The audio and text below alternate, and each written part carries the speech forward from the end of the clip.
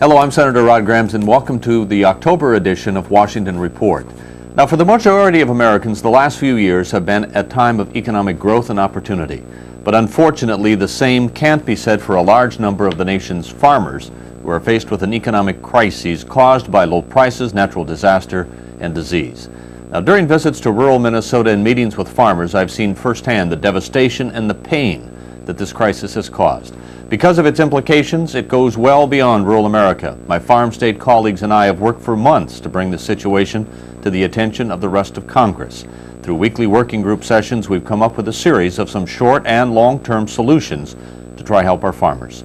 My guests today on today's show, both participants in those meetings who understand the severity and also the depth of the crisis, and they are leaders in Congress to help bring it to an end. And they are Senator Conrad Burns of Montana and also Senator Pat Roberts of Kansas. Senators, I want to welcome you to today's show. Thank you very much for taking time to be with us. Thanks for I having really us. appreciate it.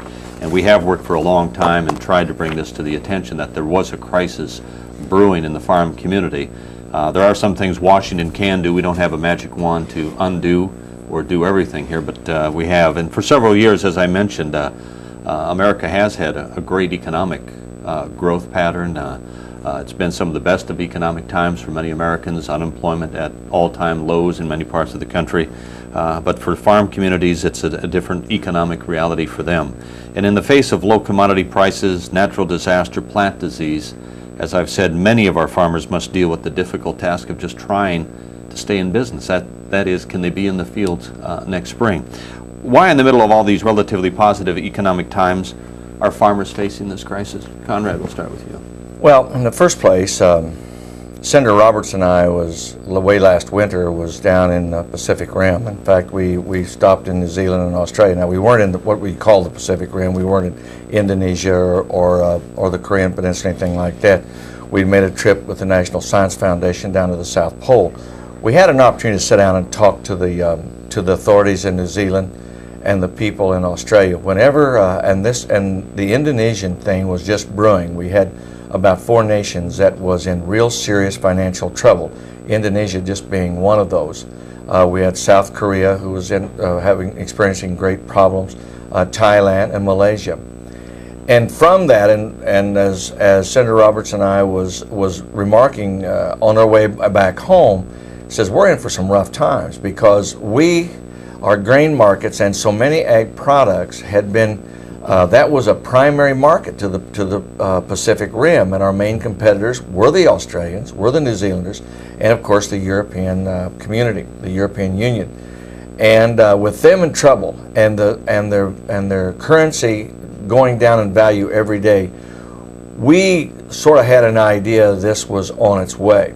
Australia really wasn't that worried about it, were they, Pat? In fact, they were more worried about boat people. Yeah, they're worried about the refugees. Yeah, and so what we have got a combination of things that happen to agriculture and to our economy, and I don't know of one commodity on the farm right now that is really making any money or has any margin at all.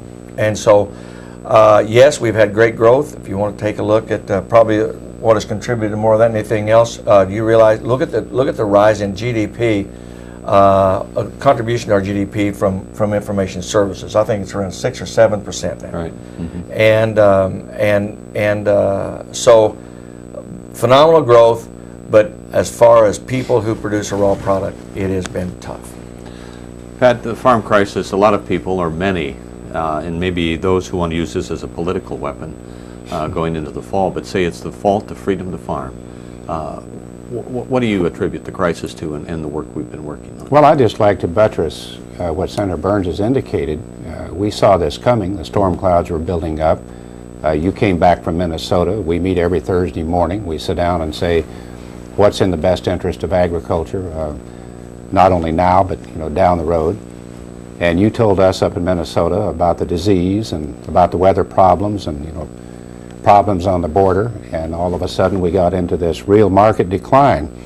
As Senator Burns has pointed out, a lot of it comes from the Asian flu, which I would describe now as a global contagion. We don't know where this is going to end. There's a lot of worry now about the southern hemisphere, both Brazil and Mexico, and I will tell you if that happens, well, the United States is going to be in in a lot more severe situation that we had perhaps anticipated.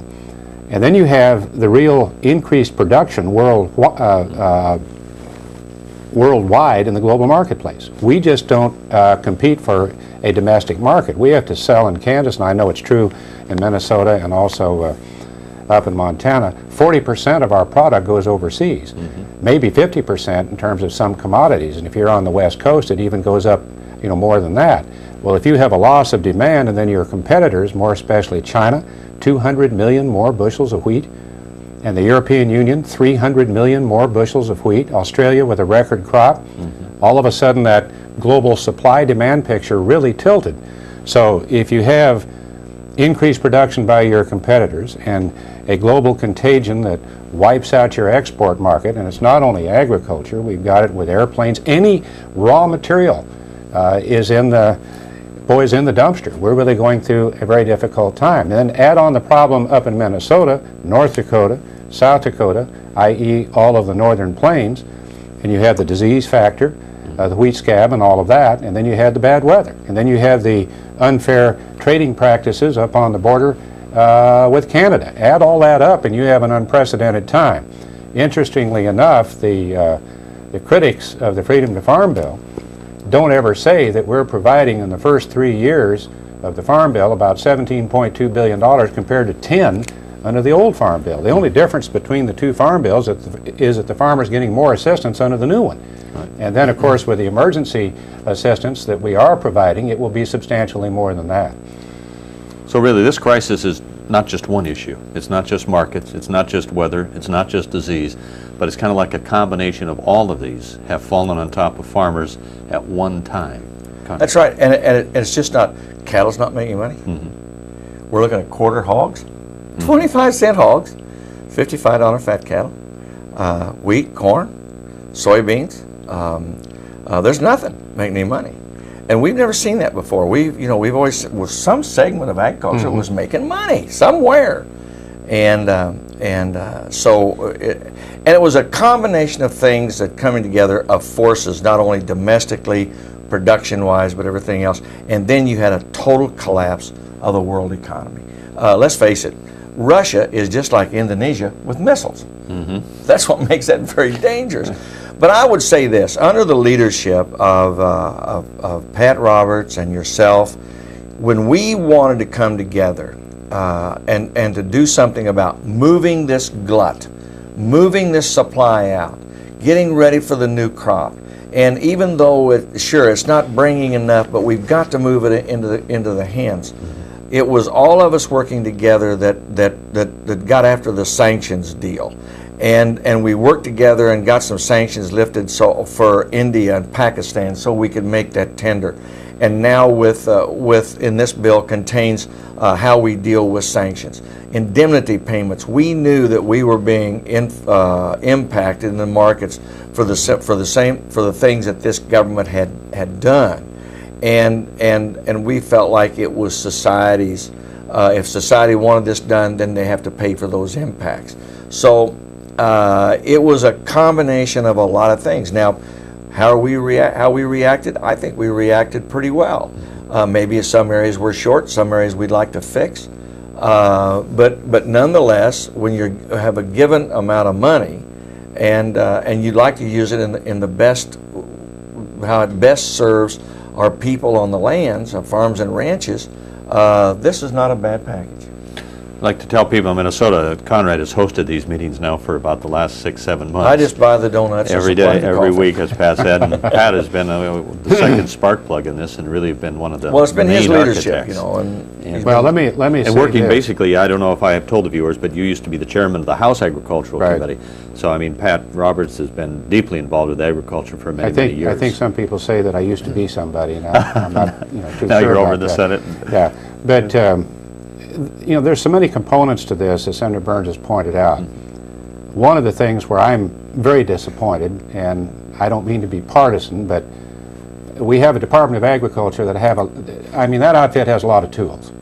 We had the GSM program, and all of a sudden we had sanctions on India and Pakistan, and we worked hard to get the sanctions off, and up at the Northwest, especially in the white wheat market, why we were able to make those sales.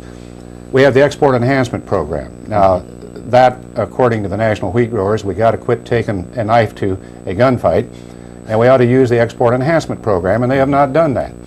We announced a great humanitarian effort to move grain. Not one bushel, to my knowledge at least, has gone yet, and here we have Russia trading MiG-19s to Hungary. 29s. Or pardon me, MiG-29s. Well, they'll sell the 19s if they could, you know, but they rusted out. or anything. They rusted out. I think a hay wagon, they'd probably do it.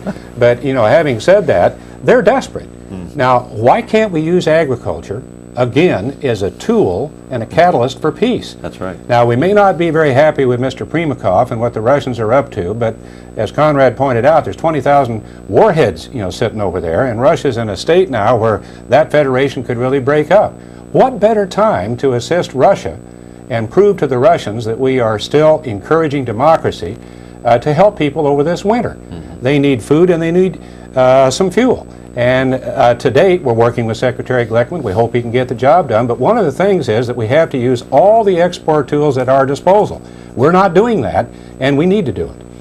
You're right. I talked to James Lee Witt, who heads up FEMA, and we were talking about a lot of these problems, and he said the USDA's got a lot of tools that they could use and they're not using. So I think we got to put a lot more pressure on USDA and Secretary Glickman to come to the table with a lot of these things.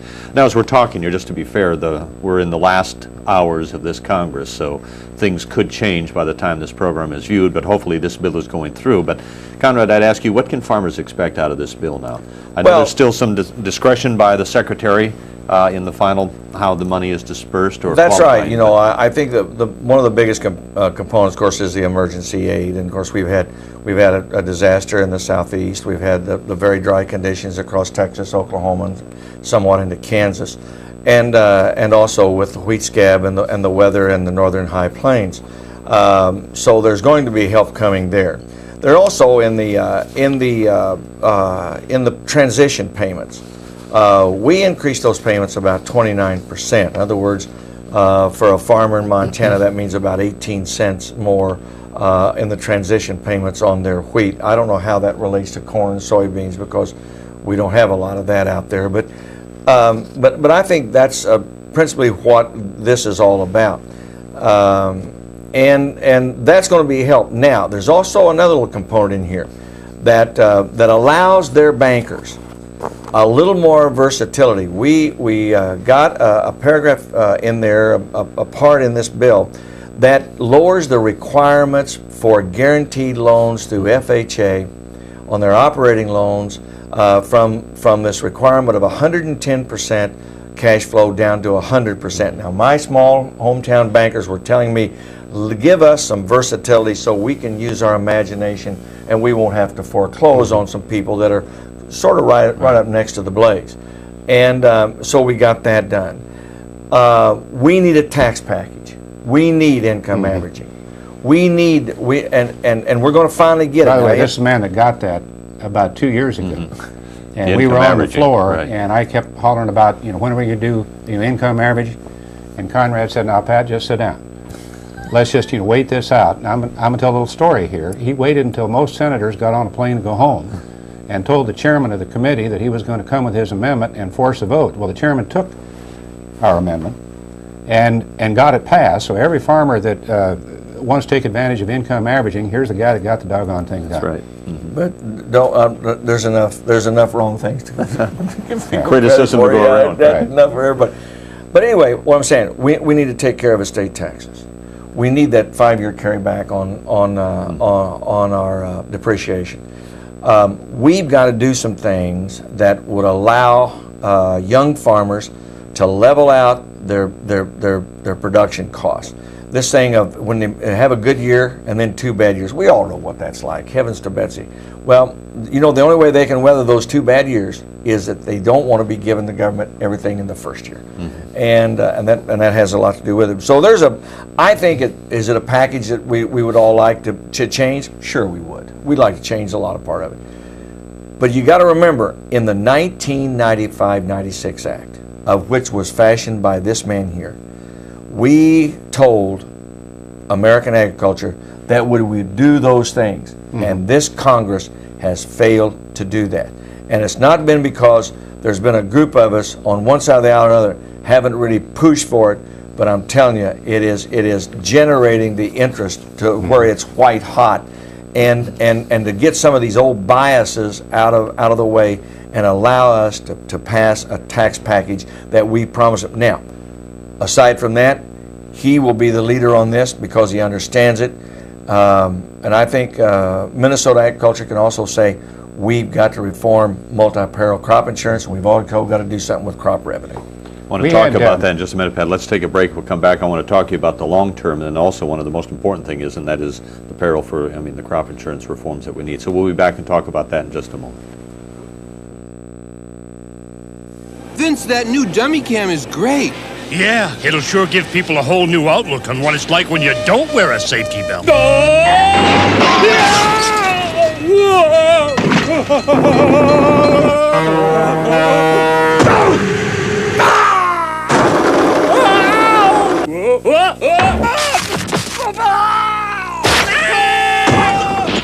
I think they'll get the picture. You could learn a lot from a dummy. Buckle your safety belt. He protects all living things in the forest.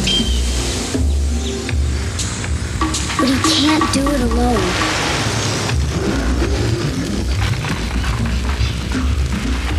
Please don't play with matches. Put out your campfires. And never, ever forget the words of Smokey Bear. Only you can prevent forest fires.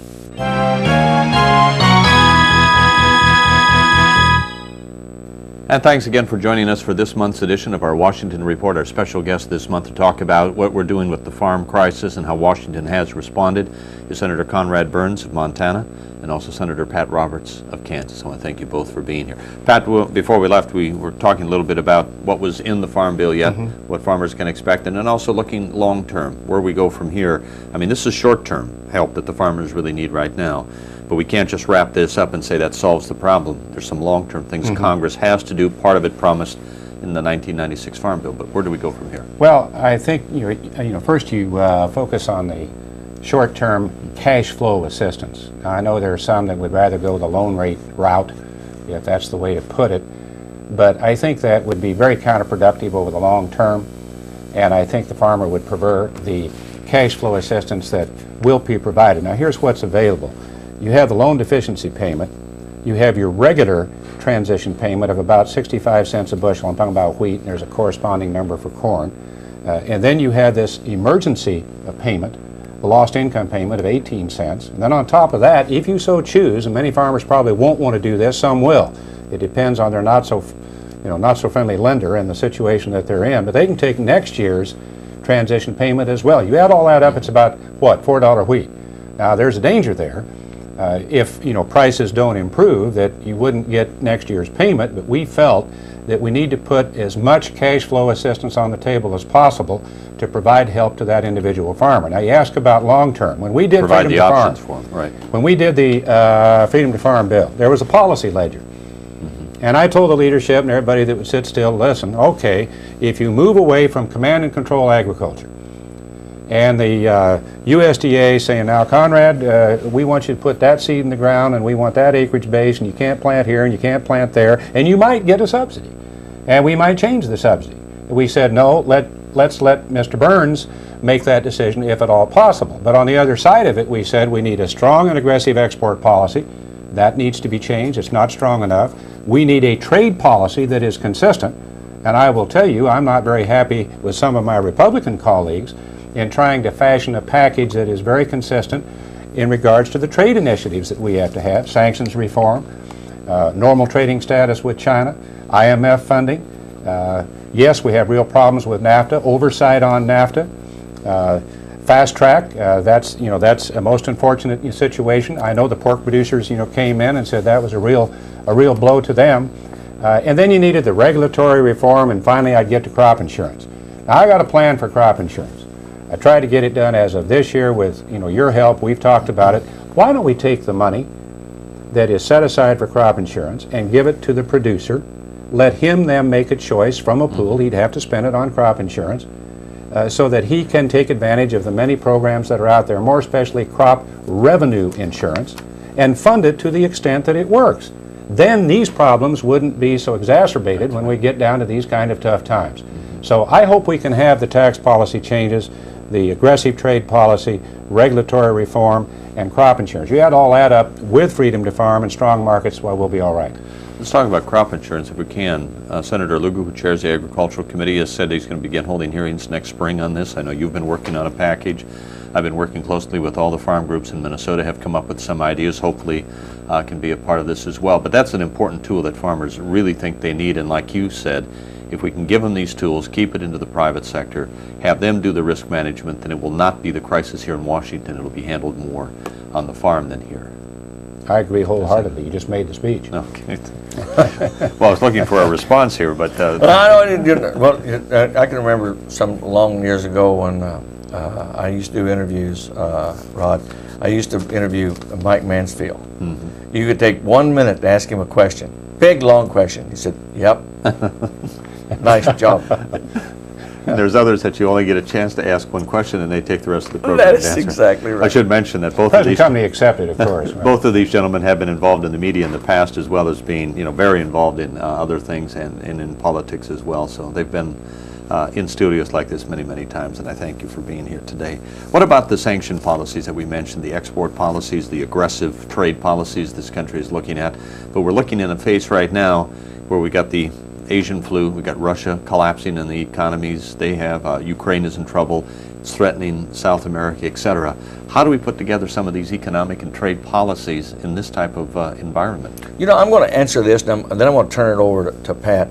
Pat serves on a couple of very interesting committees that I think serve us pretty well in agriculture, because not only does he understand agriculture, and particularly the high plains agriculture and the prairies, but and I would just turn around and hand the ball right back to it, but Pat, we have got a lot of trouble spots in this world, and now they're talking about if Brazil happens to fold its tent, and that could make Indonesia look just like a Sunday afternoon picnic as far as the effects it could have on our economy, and I'm concerned about that. Well, I'm concerned about it on the Intelligence Committee, the Senate Intelligence Committee, and the Senate Armed Services Committee. I never was smart enough to make it on that committee. Well, I hasten to add the Senate Intelligence Committee is not an oxymoron, I hope.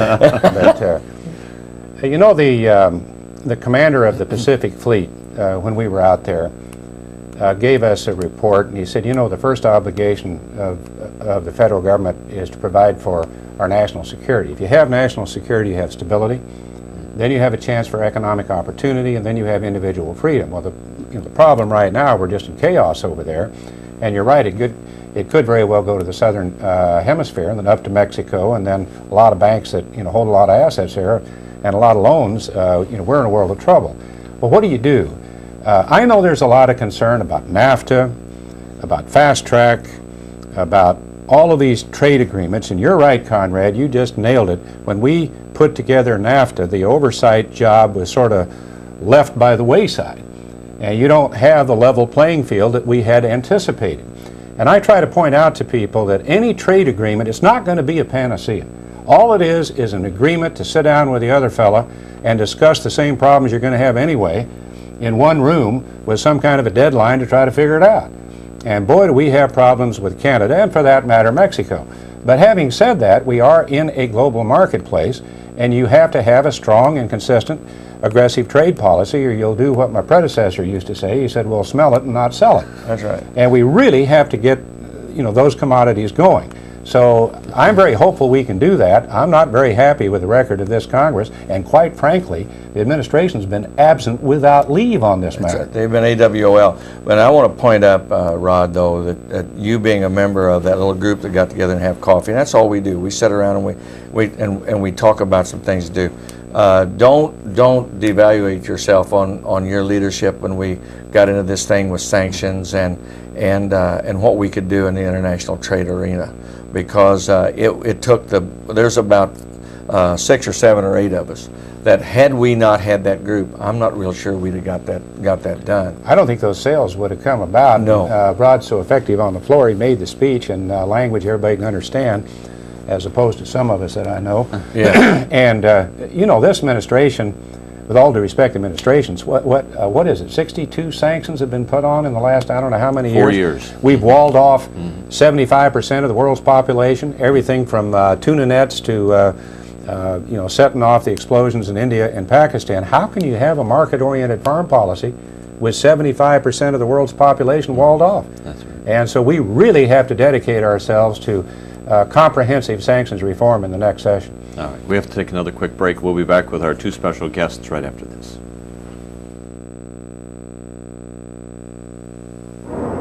Your approach is looking good, Cobra. The men and women in the National Guard and Reserve face some tough challenges when they serve. Challenges that teach them discipline, leadership, and technical skills that make them better employees. So when they need time off to serve, don't make their toughest challenge approaching you.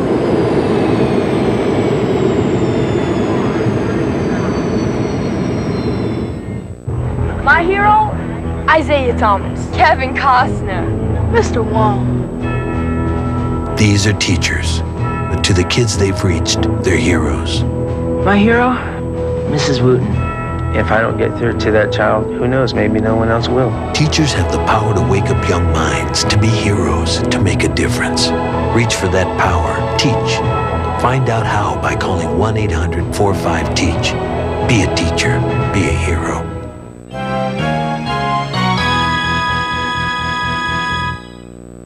And again, welcome back to our Washington Report. Our two special guests today, Senator Conrad Burns of Montana and Senator Pat Roberts of Kansas. Both have been very instrumental in really hurting this farm bill through Congress in these last couple of months to address the farm crisis. And where do we go from here? Conrad, do you feel good about this bill? I know it's not everything everybody wanted, but as you said, I think we've addressed a lot of questions and concerns. I think we addressed the cash flow problem very well. I think there's enough cash flow out there, and given a little bit of imagination that the bankers and the farmers can make it. There's not a lot we can do in a free market thing, but I think we did it in that area. Long term, still got a lot of work to do, and that's what will keep our little group together. And Pat, what's on the other side of the ledger there that Conrad said we need to do? Oh, I'll go back right away. We ought to do the crop insurance. We have to fix crop insurance, regulatory reform, further tax policy changes, and aggressive trade policy. You know, this never ends. This is an ongoing challenge for agriculture. I guess our chore is going to make some lemonade out of lemons. If the focus is on the ag crisis, we have the attention of the nation's press and the leadership. Let's do the right thing. Let's invest in agriculture. In hearings in September, I asked Chairman Greenspan if he could put a dollar amount on the farm crisis, and he said no. And I think we've done the best we could. We'll be back in January to reassess it and hopefully make any changes we need to do at that time. It was a good first step. It was a good, thank you very much. Gentlemen, Conrad Burns of Montana, Senator Roberts of Kansas, I want to thank you both for joining us today and really giving us some good background on the farm crisis. Thank you for joining us. We'll see you next month.